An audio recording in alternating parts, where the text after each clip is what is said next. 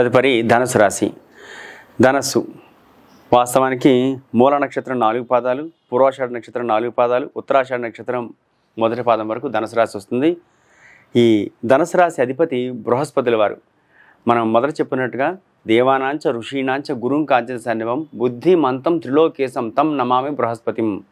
ఆయన దేవతలకు ఋషులకు ఉన్న వారందరూ కూడా గురువుగారు గురుడే కనుక బృహస్పతుల వారు ఈ రాశికి అధిపతి. అనుకూలంగా అయినటువంటి సమయం ఈ సంవత్సరం. అనగా మూల నక్షత్రం 4 పాదాలు అంటే ఏ యో బా బి అనగా యా అక్షరంలో ఏ యో బా బి. తర్వాత పూర్వాషాఢ బూ ధ భ ఠ అనే అక్షరాలు. తర్వాత ఉత్తరాషాఢ బే అనే అక్షరం అనగా బేబీలో బే అనే అక్షరం. ఈ అక్షరాలు ఈ పాదాలు ధనుసు రాశి కిందకి వస్తాయి. అయితే ఈ మూల పూర్వాషాఢ ఉత్తరాషాఢ మిశ్రమం కలిసినటువంటి ధనుసు రాశి యొక్క ఫలితాలు ఇలా ఉండబోతున్నాయి. ఆదాయం 11, ఖర్చు అనగా వ్యయం 5, రాజపూజ్యం 7, అవమానం 5. గత 3 సంవత్సరాల నుంచి అనేక ఇబ్బందులు, అనేక హీతి బాధలు, సంఘంలో ఎదురుగా పొగిడి వెనకాల తిట్టేవాళ్ళు, తిన్నా తినకపోయినా ఇస్త్రీ బట్టలు వేసుకుని కనపడతాడే అన్నట్టు వక్రంగా చూసేవాళ్ళు, ఆకలితో ఉన్నాడంటే నమ్మనివారు, లంకనం చేసాడు అనగా జ్వరంతో ఉన్నాడంటే నమ్మనివారు, నీకేం లోట్లే అని విక్రించేవాళ్ళు, ఉంటే ఉన్నదని ఏడిచేవాళ్ళు, లేకపోతే హీనంగా చూసేవాళ్ళు ఈ జాతకులకి ఎక్కువగా ఉంటారు. ఈ ధనుసు రాశి అధిపతి గురుడు కాబట్టి ఏనుగు చచ్చినా 10,000 బతికినా 10,000 అన్నట్టు ధనుసు రాశి వాళ్ళు ఎవరికి దొరకరు. చట్టానికి లోబడి ధర్మంగానే ఉంటారు. కానీ ఏంటంటే ఈ ధనుసు రాశి వాళ్ళకు ఉన్నది షార్ట్ టెంపర్, క్షణికావేశం. ఆ క్షణంలో టక్కుని పాలపొంగుల కోపం వచ్చేసి ఎట్ట వాళ్ళ మాట అనేయడం, వెంటనే మళ్ళీ వాళ్ళు మాట్లాడితే అన్నిటినీ మర్చిపోవడం జరుగుతూ ఉంటుంది. ధనుసు రాశి వారికి గత 3 సంవత్సరాలు 4 సంవత్సరాల నుంచి ఇబ్బందులు, ఏళ్ళు నడిచిన చివరికి వెళ్ళిపోయేటప్పుడు కూడా కొన్ని ఇబ్బందులు పెట్టినప్పుడు కూడా మంచి చేసి వెళ్ళారు. కానీ ఆర్థిక సమస్యలు, కుటుంబ సమస్యలు, భార్యతో విరోధాలు, అన్నదమ్ముల నుంచి అయితే పూర్తి విరోధం, బంధువుల్లో అనైక్యత, సంఘంలో డబ్బు పోగొట్టుకోవడం, ఎదుటి వాళ్ళకి హామీ ఇచ్చి మాట ఇచ్చి పోగొట్టుకోవడం, మాట ఇచ్చి తప్పడం, ఇవన్నీ జరిగినాయి. ప్రస్తుతం మాత్రం గతంలో నిలిచిపోయిన బాకీలన్నీ వసూలు అవుతాయి.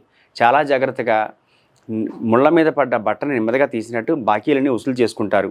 చాలా జాగ్రత్తగా వ్యవహరిస్తారు. అవసరానికి మాత్రం మాట్లాడండి.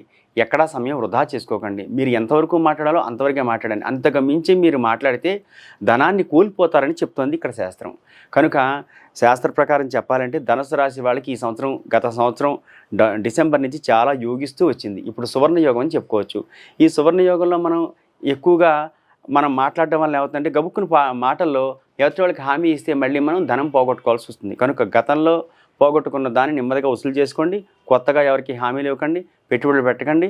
అన్నిటికంటే మించి మీకు ఆదాయం 11, వ్యయం 5 కనుక మీకు డబ్బు బాగా నిలబడుతుంది. రెండో విషయం, రాజపూజ్యం 7, అవమానం 5. గతంలో ఎవరైతే శత్రువులు ఉన్నారో, ఎవరైతే మిమ్మల్ని అహంకారంతో చూశారో, ఎవరైతే మిమ్మల్ని వ్యతిరేకంగా చూశారో, ఎవరు మిమ్మల్ని తక్కువగా చూసారో వారందరూ కూడా తిరిగి వచ్చి మిమ్మల్ని క్షమించమని అడిగే రోజులు దగ్గరలోనే ఉన్నాయి.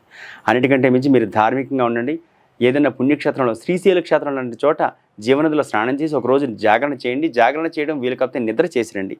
తర్వాత రాశి వాళ్ళ ఫలితాలు కూడా చాలా బాగున్నాయి. గతంలో ఎవరైతే పెళ్లి కాని వారు ఉన్నారో ఈ సంవత్సరం ఖచ్చితంగా పెళ్ళి అవుతుంది. వివాహాలు శుభకార్యాలు జరుగుతాయి. అన్యోన్య దాంపత్యంగా ఉంటుంది. గతంలో విడిచిపోయిన దంపతులు తిరిగి కలుసుకుంటారు. వ్యాపారస్తులకు అనుకూలంగా ఉంటుంది. రాజకీయ నాయకులు మాత్రం స్తబ్దతగా ఉంటుంది. ఆశించిన మేరకి ఒక నామినేటెడ్ పోస్టు, పెద్ద పోస్టు రాకపోయినా చిన్న పోస్టులు వచ్చే అవకాశం ఉంది. రాజకీయ నాయకులకి తటస్థంగా ఉంది, నష్టం లేదు, తటస్థంగా ఉంది. విద్యార్థులు మాత్రం బాగా జ్ఞాపక శక్తి పెట్టుకోవాలి. మీ దగ్గరలో ఎవరైనా బ్రాహ్మణులు వేదం చదువుకున్న వాళ్ళు ఉంటే వాళ్ళ చేత మేధా సూక్తము, సరస్వతి సూక్తం అని ఉంటాయి. ఆ సూక్తాలు కనీసం 21 సార్లు కానీ, 51 సార్లు కానీ, 108 సార్లు కానీ బ్రాహ్మణుల చేత పారాయణ చేయించండి. అలా చేయిస్తే మీ పిల్లలకి జ్ఞాపక శక్తి పెరుగుతుంది. ఇంట్లో దక్షిణామూర్తి ఫోటోని నార్త్ ఈస్ట్ కార్నర్లో పెట్టండి. రోజు ఒక పుష్పం అన్న మీ పిల్లల చేత దక్షిణామూర్తి ఫోటో మీద పాదాల దగ్గర పెట్టడం వల్ల కాస్త ఈ ఎవరైతే ధనుస్సు రాశి విద్యార్థులు ఉన్నారో జాతకరీత్యా, గోచారరీత్యా, గ్రహచారరీత్యా జ్ఞాపక శక్తి తగ్గడం వల్ల పడే ఇబ్బందుల నుంచి బయటపడి వారు సత్వరమే కోలుకుంటారు. ఉన్నత విద్యను అభ్యసిస్తారు.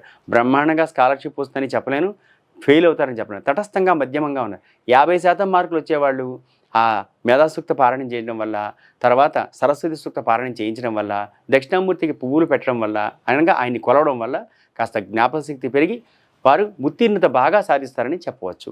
ఇది ధనుసు రాశి వాళ్ళ ఫలితాలు. చాలా బాగుంది. ఆ యొక్క పరిష్కారం మాత్రం చేసుకోండి. శుభం.